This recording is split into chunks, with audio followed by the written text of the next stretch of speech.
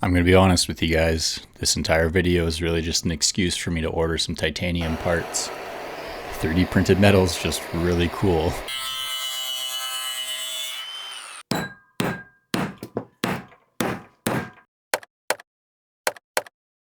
FDM 3D printers are great for prototyping your parts or even end-use parts if the plastic is strong enough. But if you want a really proper end-use part, you might want to turn to 3D printing in metal. So in this bag, I have 3D printed titanium, and let's take a look at how we got here. Over the years, I've collected my fair share of EDC items, and these are my favorite everyday carry knives. And I've really just tried to shrink what I'm carrying on a daily basis. And so when I was thinking about having a titanium part printed, I was thinking, well, I need a new way to carry my keys because I was just on a plain keychain. And I also thought maybe I could include a pry bar of some sort and then add as many features as I could to the pry bar in order to make it as functional as possible. I'd also used one of my keys as a pry bar at some point, and I bent the tip. And so that led me to thinking that I should probably have something else on my keychain that I can use to pry on things if I really need to, and then I can spare my keys of having to do that duty. So I really took inspiration from the flathead on the Cadet. I really like the shape and the utility. I found myself using that quite a bit. And then I also can compare it to that flathead, which similarly, they both have the bottle opener and the flathead. And basically what I was thinking was just have one of these on a keychain, and then I'd have one with me all the time. And I wouldn't necessarily have a blade, so opening boxes might be a little bit of a hassle, but you can still get away with opening boxes with the corner of one of these. So that led to some prototyping. You can see I have 7 initial prototypes, 7 being the final design that I went with. One, clearly the notch for a bottle opener was a bit too small. 2, I didn't quite like the shape that I'd gone with. It just looked kind of funky. 3 is when I tried to incorporate a hex bit driver into the handle itself. 4, I realized that I could incorporate the hex bit driver into the mouth opening. 5 was just a bit too thick for my liking. Just in the hand, it felt like it was going to be too much for the keychain itself. 6, I got pretty close on 6. I think I just changed a couple tolerances in here. I also needed to add another feature on the front here for some grip. And so that led us to 7, which I've clearly broken during testing. But 7 ended up with this little pattern in the handle. And that's the final design that I sent off to PCBWay, the sponsor of this video. As far as the key loop went, I started with something incredibly basic, which was just the loop flat with a hole big enough for an M3.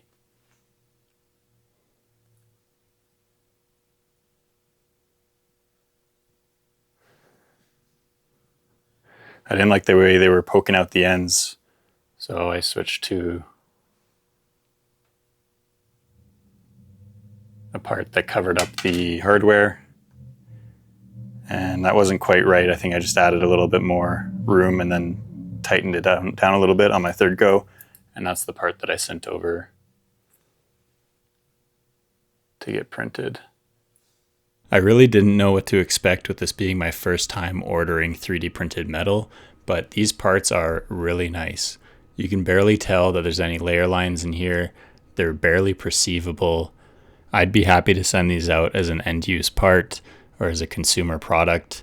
I think these have a really cool look. It's like a bead blasted look from the selective laser melting or SLM process.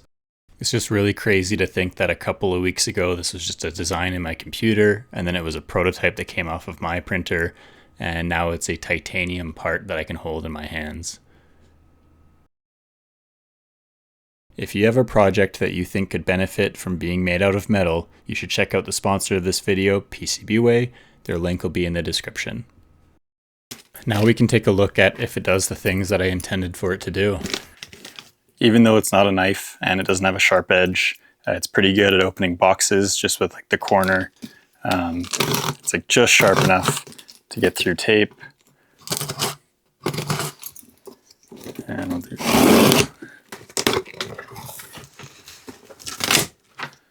but keep this in mind, PCBWay will not let you print a blade or anything attached to the knife. That's also considered part of the knife. So you can't do custom scales or custom blades. They will not print that for you. So just keep that in mind. You can't do that through PCBWay. But this is just good enough, like it just gets through there.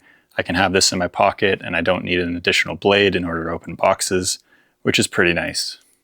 It also does its job as a flathead screwdriver just fine.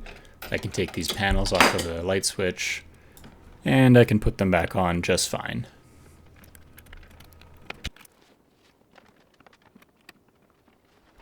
Now we can take a look at how it performs as a bit driver. Not meant to be your daily driver, but it'll do in a pinch. Bit of a lame bit driver, but it's better than nothing, I think. Getting it started was a bit of a pain, but once it's going, it's not too bad. Insert a joke here about watching a guy screw wood.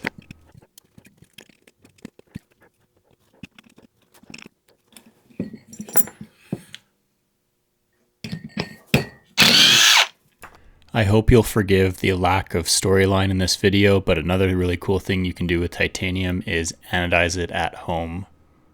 So we're going to try and anodize these parts using some 9-volt batteries. I'm not going to go super in depth. There's a tutorial by Blade HQ that I'll put in the description, but basically you need a degreaser, some distilled water, and then you need baking soda and distilled water for your electrolyte to do the actual reaction. You need some 9-volt batteries, some titanium wire, and then of course the part that you want to anodize. First we clean, then we rinse, and then we anodize. And we can see bubbles on both sides, which means there's a reaction happening. Now you'll get a different color for every single step in voltage. So 9 volts, 18, 27, 36, and so on. And we're going to start with 3 because I think that's a pretty cool looking. Actually, we'll start with 1 because you can always keep going, but you can't move backwards, is basically how it works. Very cool. 9 volts gives you a bit of like a gold, bronzy look.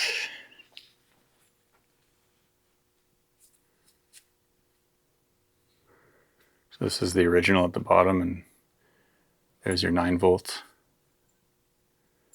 on top.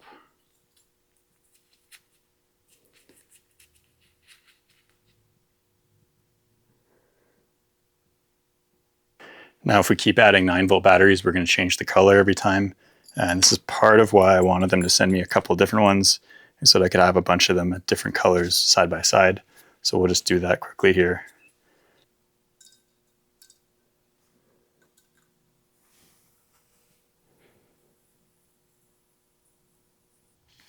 So now we have the raw part, the bronze at 9 volts, the deep purple, or like mauve, or I don't know what you would call that. That's at 18 volts. And then at 27, you have this nice blue. And it's very interesting that the part that got heat treated by the flame didn't take the color.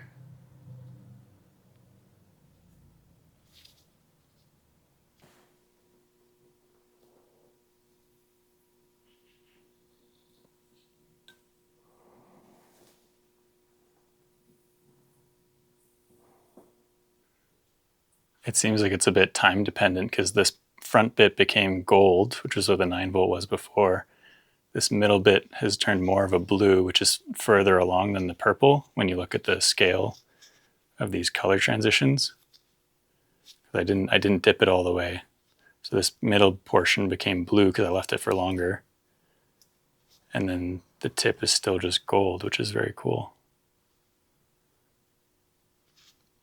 So you can do some cool color transitions as long as the first bit going in is at the highest voltage. So if you did 3 batteries and then 2 batteries and then 1 battery, you could get a transition going that way. If you've made it this far, I also did some torture tests. Metal's way more appropriate in high temperature situations than plastic is, as you can see by this demo.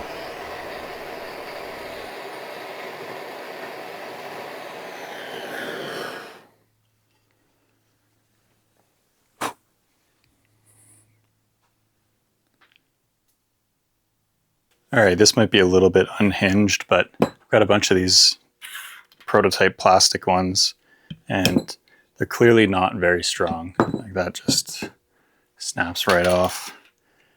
If I try and do this, yeah, that'll snap right off too. I have a feeling I might be able to hammer one of these straight into a 2x4. The little loop is probably the weakest point. I think that might break, but let's have a go.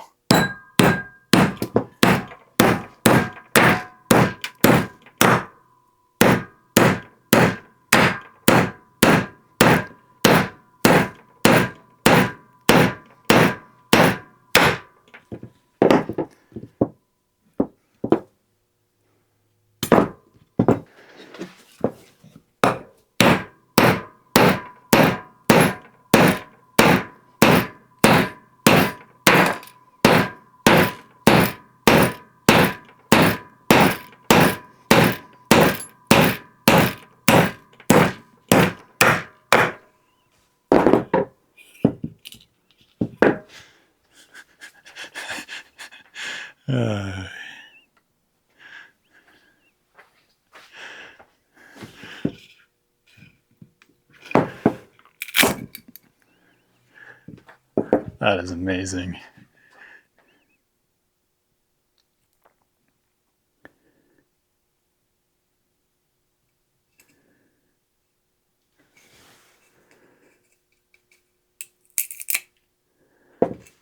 Yeah.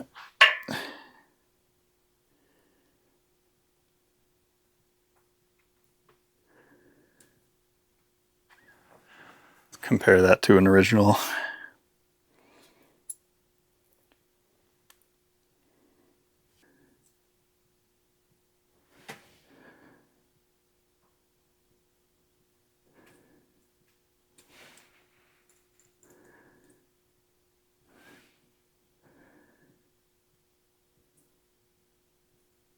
Did better than I thought it would. From what I've read online, metal 3D printing can reach densities of up to 99 or even above 99%. So I decided to cut one in half just to see what it looks like on the inside.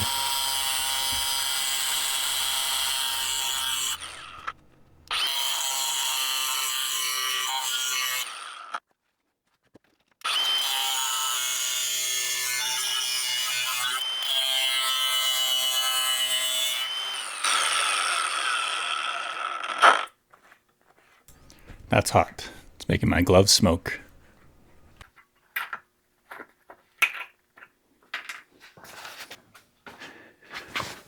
Don't forget the safeties. Some gloves. They got really hot. A lot of sparks. You never know. Cut-off wheels are pretty dangerous. They'll blow up in your face. So. Yep, that's a chunk of metal. Well, this is a little bit of a mess I gotta clean up. So if you like this one, be sure to hit that like and subscribe button. It means a lot. And I'll see you in the next one.